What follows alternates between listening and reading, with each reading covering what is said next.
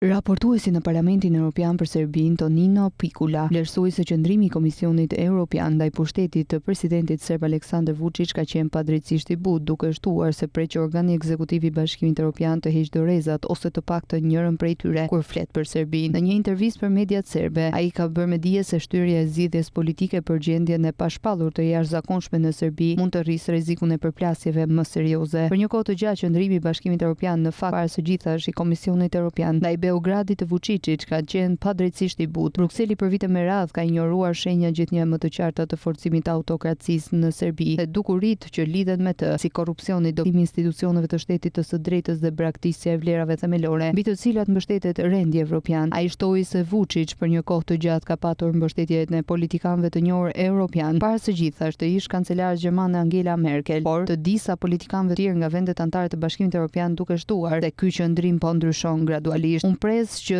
së fundmi gjatë publikimit të raportit të përbashkët të Komisionit Evropian për gjendjen në vendet kandidate, këtë herë ai të heqë dorezat ose të paktën njërin prej tyre kur të flas për Serbinë, gjë që nuk ka ndodhur vitet e kaluara. Komisioni Evropian në raportin e tij për përparimin e Serbisë ka theksuar se vendi vazhdon të mbetet mbrapa sa i përket përafrimit me politikën e jashtme të sigurisë së Bashkimit Evropian, pasi nuk ka vendosur sanksione ndaj Rusisë për shkak të pushtimit të Ukrainës. Po ashtu, është vënë në pa polarizimi gjithnjë më i madh me Serbinë si pasojë e valës së protestave masive që po zgjasin që një vit. Parlamenti Evropian në tetor miratoi një rezolutë mbi polarizimin dhe represionin në Serbi, në të cilat mbështetet e drejta e studentëve dhe qytetarëve për protesta paqësore dhe dënohet ashpër vala e dhunës në patronazhin e shtetit, aktet e friksimit dhe arrestimet arbitrare. Në rezolutën për polarizimin dhe rritjen e represionit në Serbi, një vit pas tragjedisë së Novi Sadit, vlerësohet se udhëheqja serbe është politikisht përgjegjëse për përshkallëzimin e represionit, normalizimin e dhunës dhe dobësimin e institucioneve demokratike në vend. Raportuesi i Parlamentit Evropian për Serbinë, Pikula, tha për mediat se reagimi po bëhet gjithnjë më shumë përmes represionit dhunës ndaj të cilëve të gjithë duhet të shprehin mendimin e tyre në rrugë, por jo vetëm në rrugë. Në lidhje me kërkesat e studentëve që po mbajnë bllokadën që pushteti të shpall zgjedhjet të parakohshme parlamentare, zyrtari i lartë evropian tha se nuk ka arsye të besohet se zgjedhjet e mbajtura në këto rrethana do të ishin të lira dhe të ndershme, pasi autoritetet në Serbi nuk kanë përmbushur thuajse asgjë nga 25 rekomandimet e vëzhguesve ndërkombëtar.